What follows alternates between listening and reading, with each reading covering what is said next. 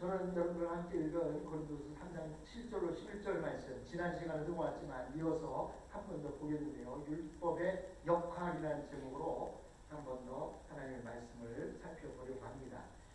지난주에 우리에게는 그 카리스마라고 하는 이야기를 제가 지난 주간에 말씀드렸습니다.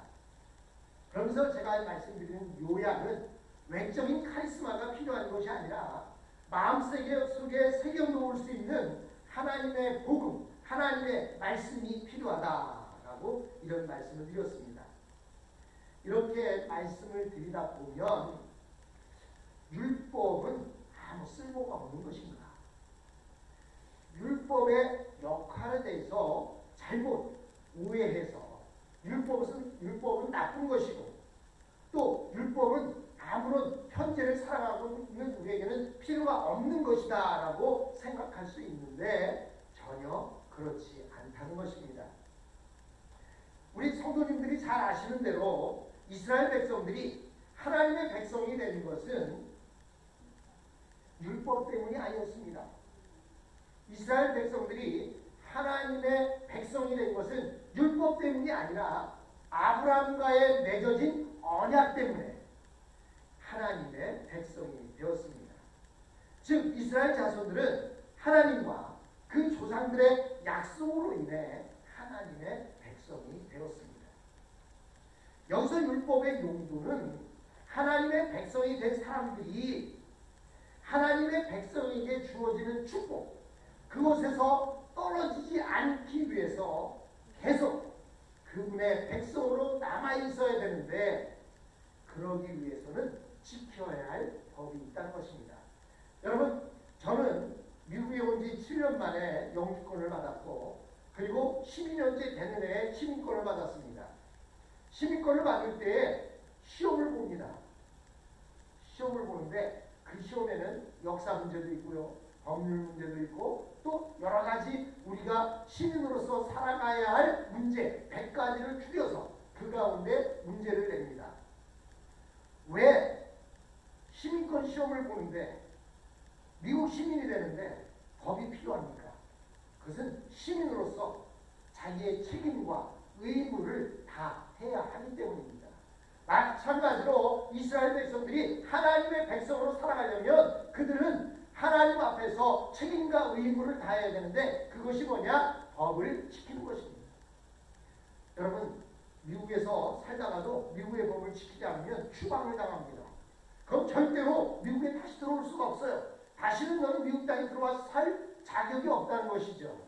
마찬가지로 이스라엘 백성들에게 주어진 율법은 그것이었습니다.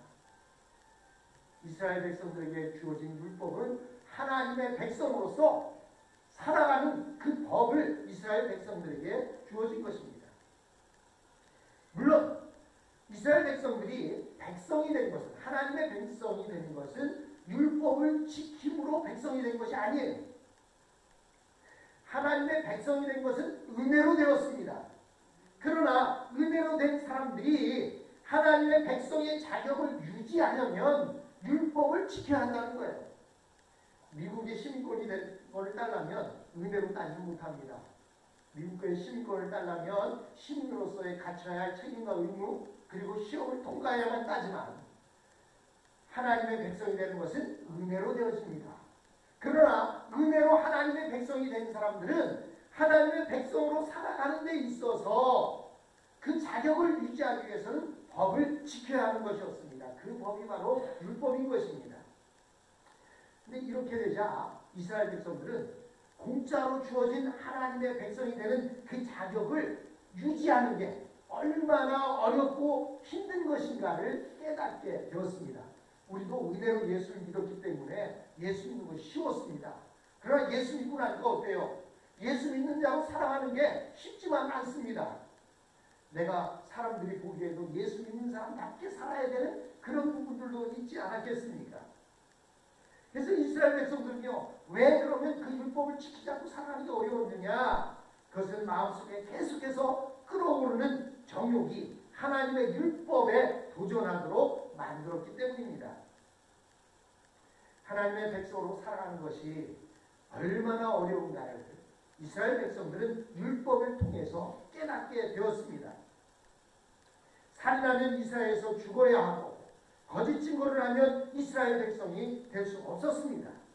그 외에도 많은 율법들이 있었습니다. 우리는 대충 알기를 그냥 10계명 해서 10개의 율법이 있는 줄로 생각하는데 성경에 나타난 율법은 총 613가지로 등장합니다. 10계명도 다 못 외우고 사는데 613가지의 이 율법을 지키며 살아간다는 것은 참으로 어려운 것이었습니다. 결국 이스라엘 백성들은 하나님의 백성으로 남지 못했습니다. 마음속에서 끓어오르는 그 정욕을 감당하지 못했기 때문입니다. 이스라엘 백성들이 하나님의 백성으로 남기 위해서 할 수 있는 일은 오직 하나밖에 없었습니다.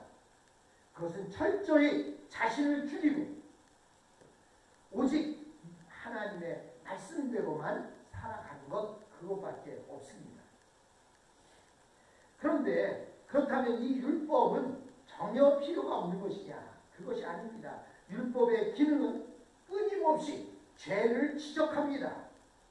그래서 아무것도 하지 못하도록 만듭니다.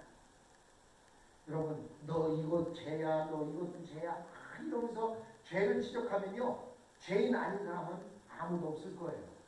그렇죠? 또한 뿐만 아니라 교통법규 잘 지켜야 되지만 어느 때는 나도 모르는 사이에 노란불이 켜졌을 때 달리는 속도를 못 이겨서 지나간 적도 있지 않습니까? 이런 모든 것들을 죄로 지적한다고 한다면 참으로 살아가기가 힘듭니다. 오늘 8절에 보면 영의 직분이 더욱 영광이지 않겠느냐라고 이렇게 말씀하고 있습니다. 여기서 영의 직분이란 성령의 역사를 말하고 있는 것입니다. 즉 복음의 직분을 말하고 있는 것입니다. 9절에 보면 정죄의 직분도 영광이 있은즉 의의 직분은 영광이 더욱 넘치리라라고 이렇게 말씀하고 있습니다. 율법에는 영광의 권위가 필요한데 그 어느 누구도 중심이 변화된 사람들이 아니기 때문에 그런 물리적인 권위가 없으면 아무도 율법에 복종하려고 하지 않습니다. 그러나 복음을 전하는 사람들은 어떻습니까? 그들에게는 권위가 필요가 없습니다. 성령께서 각자의 마음속에 하나님의 말씀을 새겨 놓았기 때문에 외적인 카리스마가 없어도 영적으로 나오는 그 모습을 통해서 우리들은 영적인 권위를 갖게 됩니다. 그렇기 때문에 외적인 카리스마가 필요가 없습니다. 본문에서 정죄의 직분도 영광이 있다 이렇게 말하고 있는데요. 이것은 율법을 가지고 정죄하는 직분, 즉 제사장이나 율법학자들이나 랍비들에게도 영광의 직분이 있는데 하물며 의의 직분은 영광이 더욱 넘치리라. 즉 복음을 전하는 우리에게는 그 주어진 영광이 더욱더 크다라고 말하고 있습니다. 여러분, 예수님께서 제자들을 세상 가운데 보내시면서 뭐라고 말씀하십니까? 이리들 가운데 양을 보낸다라고 이렇게 말씀하셨습니다. 다시 말해서 이 세상 사람들은 모두 이리와 같습니다. 어떻게 하든지 다른 사람을 물어뜯으려고 하고 약한 것을 보면 잡아먹으려고 합니다. 그런 일 가운데 양이 자신의 제자들을 보내십니다. 만약 예수님께서 일 가운데 양이 아닌 사자를 보냈다면 어떻게 됐을까요? 아마 세상 사람들, 즉 이리들은 다 도망가고 없었을 거예요. 그런데 하나님께서는, 예수님께서는 제자들을 양으로 보내니까 사람들이 관심을 갖고 모여듭니다. 첫 번째는 어떤 관심을 가졌을까요? 야, 저거 잡아먹기 딱 좋겠구나. 이리는 배가 고프면 양을 잡아먹으려고 할 것입니다. 그래서 잡아먹고 싶은 관심을 가지고 이리들이 양떼에게 몰려드는 거예요. 어떻게 하면 저 양을 잡아먹을 수 있을까? 라고 모여듭니다. 이때 양들은 뭐라고 말합니까? 하나님이 이리인 당신들을 사랑하십니다. 라고 말합니다.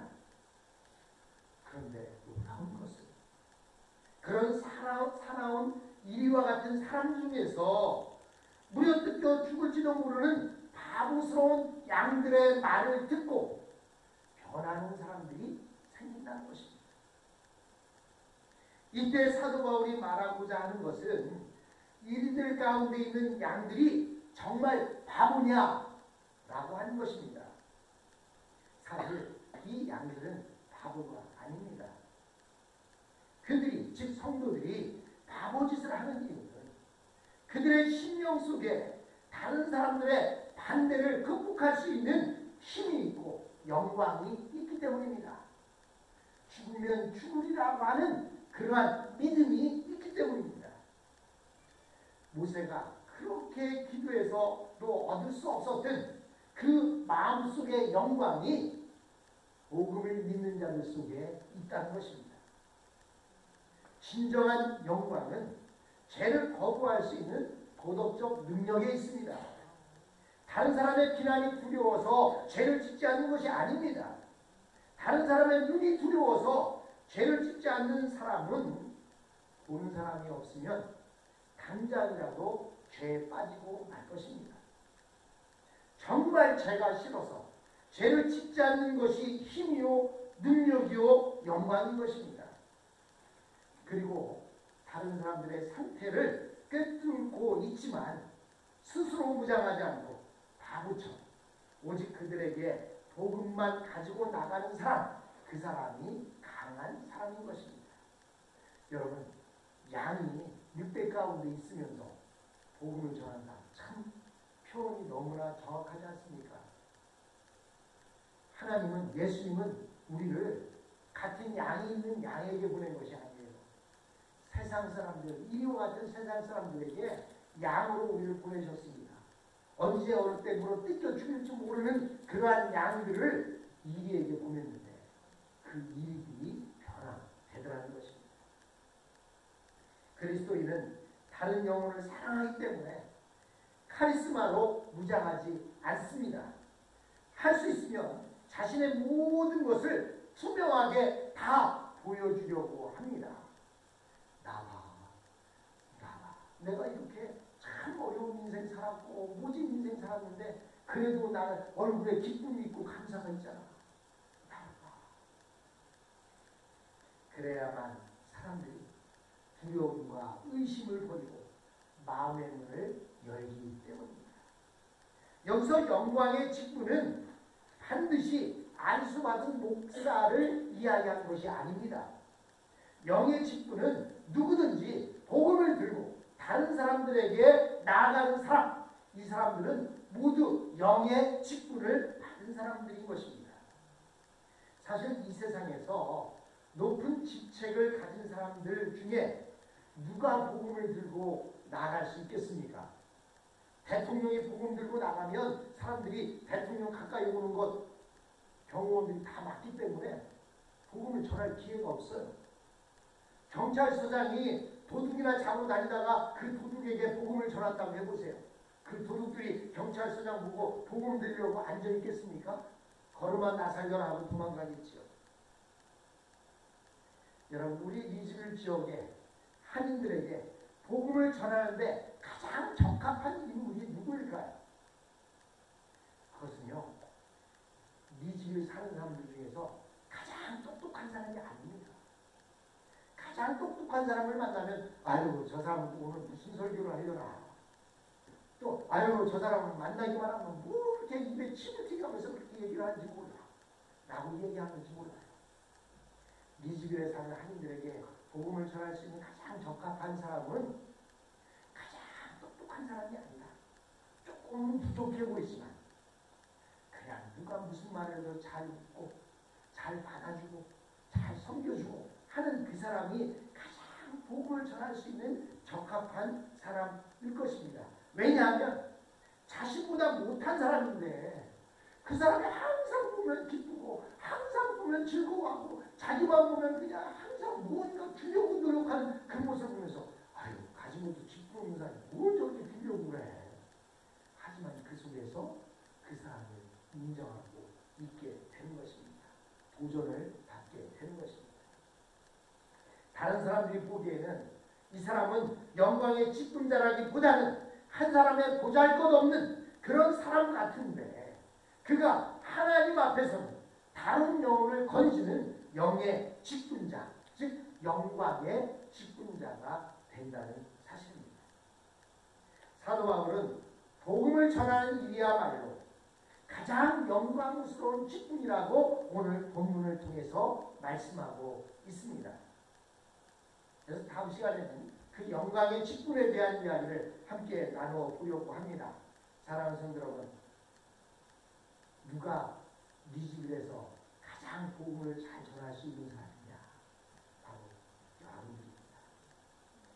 가장 똑똑하지도 않고 또 가장 잘 살지도 않지만 항상 기쁨이 넘치고 감사가 넘치고 입술에서 찬양이 흘러넘치는 바로 여러분이 복음을 전하는 영광의 직분을 맡은 사람인 줄로 믿습니다. 우리 자리에서 일어나시겠습니다.